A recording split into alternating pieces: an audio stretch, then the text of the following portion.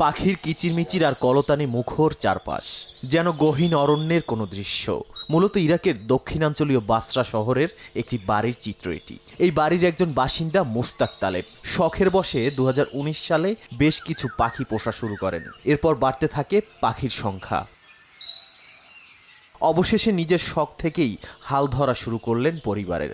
৪৫ বছর বয়সে তিনি শখকে রূপান্তর করেন ব্যবসায়। পরিবারের সবার মুখে খাবার তুলে দেওয়ার পাশাপাশি মানসিকভাবে নিজেও তৃপ্ত তালেব। পাখির বিচরণের জন্য লাগিয়েছেন ছোট বড় অনেক গাছও। تنفس إلي ولعائلتي।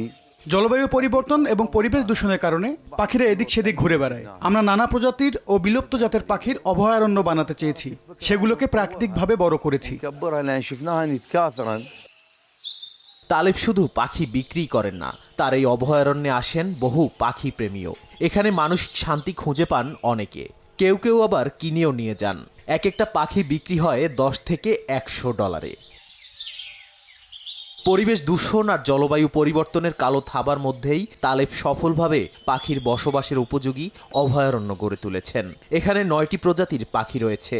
বর্তমানে তালেব 700 পাখির মালিক, যা 4 ভাগে ভাগ করে রাখা হয়েছে। নাদিম মারজান, সময় সংবাদ।